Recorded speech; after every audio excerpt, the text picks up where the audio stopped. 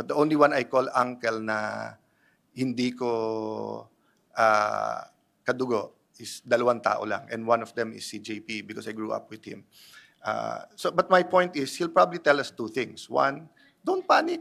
Di ba? Ganyan. And then, number two, what do every one of us look pagka last minute na? Naranasan ko yon not by myself, but my dad.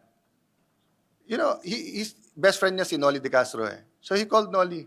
Noli, tayo, mag-weekend tayo saan? Hindi tayo mag-golf, uwi na kaagad. Magaganito tayo, trabaho na kaagad. Ganito, ganito. So, sabi niya, Noli, spend time with God. Noli, spend time with your, ano. Siyempre, a sick man speaking. The problem is, pag magaling ka na, balik ka sa rat race. Di ba? So, guys, isasum up ko yon. So, know that you are also a spiritual being aside from a physical being.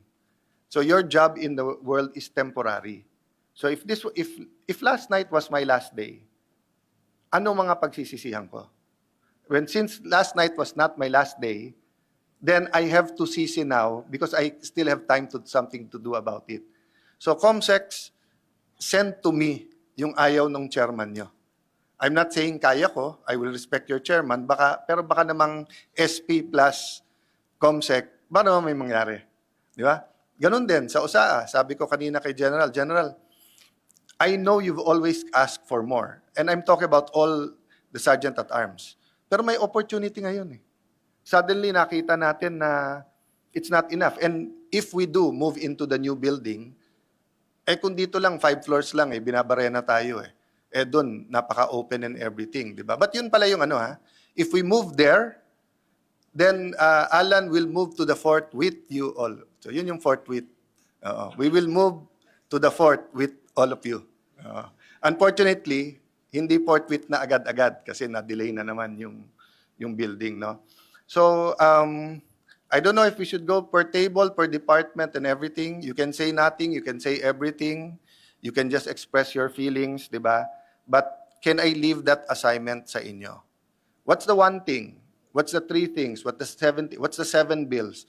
So, ang problema sa priorities natin, simple lang, may impeachment. So, yung sinabi ko kanina na mahirap mag-multitask, wala tayong choice. Kailangan natin mag-multitask. Okay, so sabihin mo ba, but sir, napakanipis ng inyong majority. Yes, but we work with what we have. Let me ask all of you guys, if you had half the sweldo you had, would you give half of what you're giving now? No, di ba? You would still give it your all, di ba? Kung one day na doble sweldo nyo, hindi rin nyo dodoblehin eh. Baka dodoblehin nyo yung sarap ng pagkain, baka doblehin nyo yung regalo sa mga anak nyo, sa pamilya. Pero the work that you're gonna give, we all try to give our best despite the circumstances. So, try to get us together as 24 in certain issues. Yung protect at saka yung bill before that, yung asking the president for the executive department for a a contingency plan. 24 senators signed that, di ba? So don't overthink the policies. Day by day tayo. Then work on things that kahit sinong nakaupo sa Senate presidency or sa chairmanship would also appreciate it, di ba? So sa Committee on Energy, if you think that Senator X is pro-nuclear, the other one is not, then make 2 papers. One, why nuclear? The other one, why not? But then put your honest opinion sa huli. That's the way I'm going to work sa impeachment. I want to have a group of lawyers. I don't care what their political affiliation is. And for every important motion or anything we're sure about, I'll tell them, make 2 papers, 1 pro, 1 con, but then give me your opinion. But dun sa inyong opinion, wag nyo i-base sa political inclinations nyo. So, last Monday, I have to tell you, people I trust, people I know, or kung hindi through them, kung hindi silang lahat, but through the person who told me na, sir, not everyone agrees with contempt, I had to make a decision on the spot based on my on the available information and what I think was good for the Senate. And I can't allow law enforcers running around chasing a senator here. So, ilalaban ko hanggang Supreme Court na may powers of contempt yung plenary. I may be right, I may be wrong, I think I'm right. Di ba? But, I'll take that step as your leader. Di ba? So, you guys who are in this room are leaders. Take that step then. Di ba?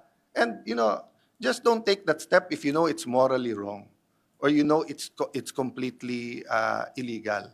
Di ba? So, I have to deal with the Senator Bato situation. But when I talked to our Sergeant at Arms at binigay niya nga yung report, we didn't arrest him. From the start that he came here, sinabi namin, we will give you legal protection. But it's up to you kung aalis ka o hindi. So since this morning, ang daming lunchtime, maraming tumatawag sa akin na it's a PR disaster. I don't care about PR. I will be a little bit honest, I care a little bit. Sino bang nagugustuhan na nababash ka or na pagbibintangan kayo? I care about the truth and I care doing what's right. When it aligns with the proper PR, good for me. But when it doesn't, then that's a challenge as a leader. Di ba? Kung gagawin ko lang sa inyo lahat ng mabango, then I'm a populist, I'm not a leader. Kung gagawin ko lang yung lahat ng mabango, kahit mali, then I'm a manipulator, not a leader. Di ba? And since my childhood, I wanted to lead. But siguro the last thing I'll say is that we have to serve each other. That minsan masyadong inaano yung servant leadership, di ba? All kinds of leadership has to have a sense of service, di ba? So, in the next few days, please find a way, parang triangle, pyramid, to kung nandun ako sa taas at there are 4, 5, 6, 7, 8, 9, 10 people under me, etc., find a way malaman yung mga urgencies. To be fair to Attorney Sara Lu, who used to be in my office, Blue Ribbon, etc., she brought up to me yung problema nung, what do you call that? Coterminous. Pag makabalik naman yung kabila next week, di wala silang problema. But I will look at it. I will make time mamaya, tomorrow, isa-isahin natin. Di ba? Ang hingin ko lang sa inyo, let's put the best people in the best position. Di ba? Then, you heard my whole speech, hindi ko na lang ulitin lahat ngayon. Basta basically, let's be the best version of ourselves in the next few days. Di ba? In the next few weeks with the impeachment and the Senate. That's all I ask of you. Di ba?